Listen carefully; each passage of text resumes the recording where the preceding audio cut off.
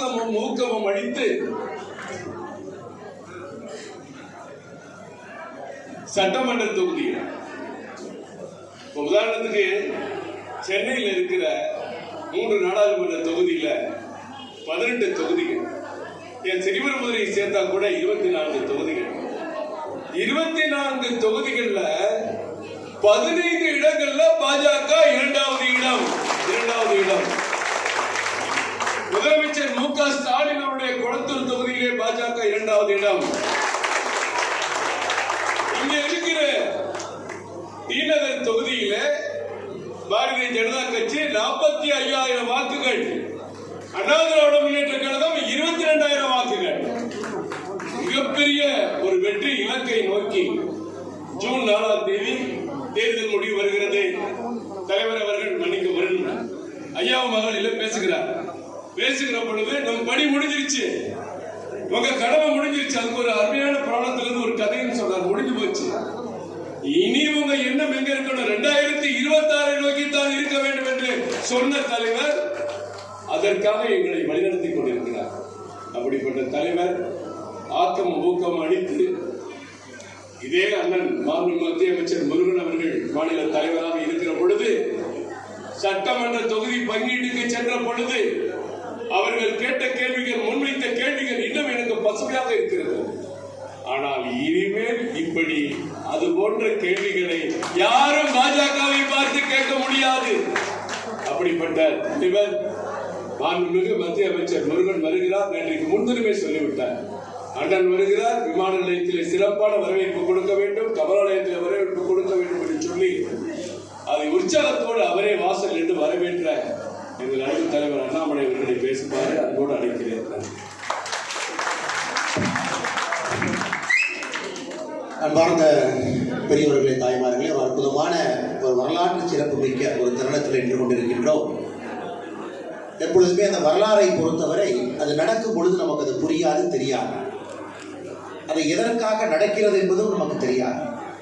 10 ஆண்டுகள் கழித்து திரும்பி பார்க்கும் பொழுது அந்த நாள் என்பது ஒரு அரசியலை மாற்றிய நாளாக இருக்கும், ஒரு மனிதனுடைய வாழ்க்கையை மாற்றிய நாளாக இருக்கும், ஏன் ஒரு நாட்டினுடைய தலையெழுத்தை மாற்றக்கூடிய நாளாக இருக்கும். அதுபோல் தமிழக பாரதிய ஜனதா கட்சி அதனுடைய வளர்ச்சி ஒரு பக்கம், அதைவிட பெருமை நம்முடைய பாரத பிரதமர் நரேந்திர மோடி அவர்களுடைய கேபினெட் 72 அமைச்சர்கள் பொறுப்பேற்றிருக்கக்கூடிய அந்த கேபினெட்டில் தமிழகத்தினுடைய குரலாக 8 கோடி தமிழர்களுடைய குரலாக அண்ணன் டாக்டர் எல் முருகன் அவர்களுடைய குரல் இருக்க போவதை டெல்லியிலே ராஷ்டிரபதி பவனில் நாம் உறுதி செய்திருக்கின்றோம். நம்ம அந்த காட்சி எல்லாரும் நாம் பார்த்தோம். இன்னைக்கு அந்த கட்சியை சார்ந்த ஒரு காரியகர்த்தா, ஒரு தொண்டன், ஒரு தலைவன் தனக்கு ஆக்கமும் ஊக்கமும் கொடுக்கக்கூடிய தாய் இல்லத்திற்கு வருகின்ற முதல் நாள் நம்முடைய கமலாலயத்தில் நம்முடைய மத்திய இணையமைச்சர் அண்ணன் முருகன் அவர்கள் வந்திருக்கக்கூடிய நாள். அதனால்தான் சரித்திரம் என்று சொன்னேன். நிறைய பேர் தமிழகத்தில், குறிப்பாக நம்முடைய பத்திரிகை நண்பர்கள் பாரதிய ஜனதா கட்சியினுடைய வளர்ச்சியை பார்க்குறாங்க. நண்பர்கள் ஒரு விஷயத்தை பத்திரிகை நண்பர்களுக்கு தெரியும். அமித்ஷா அவர்கள் நம்முடைய தேசிய தலைவராக இருக்கும் பொழுது 2016-17 காலகட்டத்தில் ஒரு பத்திரிகையாளர் சந்திப்பில் சொல்றாங்க, என்னைக்கு தமிழகத்தில் பாரதிய ஜனதா கட்சியினுடைய ஆட்சி வருகிறதோ அன்னைக்கு பாரதிய ஜனதா கட்சி என்கின்ற கட்சி முழு வடிவம் பெறுகிறதுன்னு ஒரு வார்த்தையை சொன்னாங்க. இது மறுபடியும் நான் சொல்றேன், தமிழகத்தில் என்னைக்கு பாரதிய ஜனதா கட்சியினுடைய ஆட்சி இந்த மண்ணில் வருதோ அன்னைக்குத்தான் பாரதிய ஜனதா கட்சியினுடைய முழு வடிவம் அன்னைக்கு வரும். அப்படி என்றால் நம் எல்லோருக்கும் கூட தெரியும், தமிழகத்தில் பாரதிய ஜனதா கட்சியை ஆட்சிக்கு கொண்டு வருவது பொழுது பாரதிய ஜனதா கட்சி தன்னுடைய பணியை செய்து முடித்திருக்கும் இந்த இந்திய தாய் திருநாட்டில். அதற்காக உழைப்பு தான் நீங்க எல்லோரும் எதிர்க்கக்கூடிய தொண்டர்கள், பாராளுமன்றத்தினுடைய வேட்பாளர்கள், கிளை தலைவர்கள், ஒரு நிமிடமும் கூட நம்முடைய கமலாலயத்திற்கு எந்த வேலை இருந்தாலும் கூட இதை விட்டு ஒரு சிட்டுக்குருவி போல பறந்து வரக்கூடிய அன்பர்கள் எல்லோரும் இங்க இருக்கிறோம். ஆனால் ஒரு கட்சி ஆட்சிக்கு வர வேண்டும் என்றால் பல இடத்துல வேலை பார்க்கும். அதுல முக்கியமான இடம் அரசாங்கத்தில் வேலை பார்க்கும். அரசாங்கத்தில் இருக்கக்கூடிய அந்த மையப்புள்ளி என்பது நம்முடைய மாநில பிரச்சனைகளை எடுத்து சொல்லி, பிரதமர் அவர்கள் கேட்கும் நேரத்தில் பிரதமர் அவர்களுக்கு அறிவுரை சொல்லி, அல்லது பிரதமர் அவர்கள் சில விஷயங்களை பகிர்வாங்க, அதை நம்முடைய கட்சியின் சார்பாக எடுத்து சொல்லி, மாநில மக்கள் சார்பாக எடுத்து சொல்லக்கூடிய முக்கியமான பணி டாக்டர் எல் முருகன் அவர்களுக்கு இருக்கு. அதுவும் இதை நீங்க சாதாரணமா பார்க்கலாம். அதாவது மோடி அவர்கள் ஒரு நெருப்பை போடுறார். தவறான மனிதர்கள் வந்து கிட்ட நெருங்கவே முடியாது. நெருப்பை போடுறாங்க.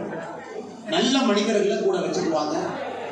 நல்ல மனிதர்கள் இன்னும் நல்லவர்களாக இருக்கும் பொழுது மறுபடியும் கூட வச்சுக்குவாங்க. ஸோ அண்ணன் எல் முருகன் அவர்கள் நீங்க நல்லா கூர்ந்து பாருங்க, இந்தியாவில் எத்தனை அமைச்சர்கள் இதற்கு முன்பு இருந்த பொறுப்பில் ரிப்பீட் ஆயிருக்கிறாங்க. எத்தனை பேர் இந்தியாவில் 2 பேருக்கு மட்டும்தான் ராஜ்யசபால 2வது முறை இடம் கிடைத்தது தொடர்ந்து. அதாவது நம்முடைய ஆட்சியில் 2024 தேர்தலுக்கு முன்பு ஒருவர் அஸ்வினி வைஷ்ணவ் அவர்கள், இன்னொருவர் அண்ணன் டாக்டர் எல் முருகன் அவர்கள், 2 பேர். இதெல்லாம் ஒரு மெசேஜ். அதன் பிறகு டாக்டர் எல் முருகன் அவர்கள் 2வது முறையாக மோடிஜியினுடைய 3வது கேபினெட்ல 2 துறை பொறுப்புகள் இருக்கக்கூடிய அமைச்சராக பொறுப்பேற்றிருக்கிறார். ஒரு துறை இல்லை, 2 துறை. 2 மிக முக்கியமான துறை. அரசாங்கத்தினுடைய முழு விஷயங்களை பத்திரிகை நண்பர்கள் மூலமாக, இந்தியாவில் நடக்கக்கூடிய பிரச்சனைகள் எல்லாம் பத்திரிகை நண்பர்கள் மூலமாக, இன்ஃபர்மேஷன் பிராட்காஸ்டிங் மினிஸ்ட்ரி அது முக்கியமான துறை. மிகப்பெரிய ஜாம்பவான்கள் இருந்த ஒரு துறை. அதில் 2வது முறையாக அந்த துறையினுடைய அமைச்சராக. இது முதல் பொறுப்பு. இன்னைக்கு உங்களுக்கு தெரியும் பாராளுமன்றத்தினுடைய முக்கியத்துவம் உங்களுக்கு தெரியும். பாராளுமன்றம் எவ்வளவு முக்கியத்துவம் நமக்கு தெரியும்.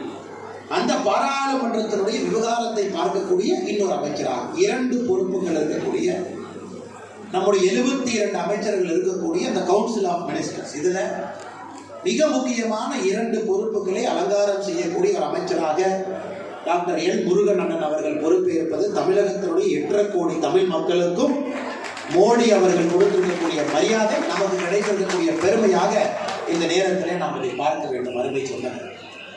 அது மட்டும் இல்லை, இது இந்த கட்சியினுடைய ஒரு முக்கியமான ஒரு அமைச்சர் நமக்கு இருக்கிறாங்க. நம்ம அமைச்சர்கிட்ட போய் சொல்லலாம், பேசலாம், நம்முடைய பிரச்சனைகளை சொல்லலாம், தமிழக மக்களுடைய பிரச்சனையை சொல்லலாம், தீர்வு வரும். 2வது நாம் புரிந்து கொள்ள வேண்டும், கட்சி ஒரு படி எடுத்து முன்னாடி வச்சிருக்கிறோம்.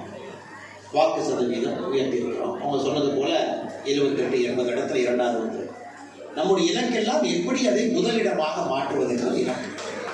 அதனால் இது கொஞ்சம் பொறுமையாக தான் சில விஷயத்தை செய்ய முடியும். நேரடியாக அப்படியே நம்ம ஜெயிச்சு வந்துட முடியாது. பொறுமையாக ஒரு படி, பொறுமையாக நாம் முன்னேறும் வரை நமக்கு சந்தோஷம்.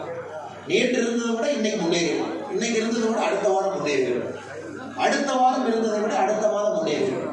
2024 விட 2026 முன்னேறிடும். முன்னேறும் வரை நாம் சந்தோஷப்பட வேண்டும். இன்னைக்கு முன்னேற்றம். நமக்கு ஒரு அமைச்சர், ஒரு கம்பீரமான வலிமையான அமைச்சர், மோடிஜி நம்பிக்கை வைத்திருக்கக்கூடிய அமைச்சர், ஒரு முன்னேற்றம்.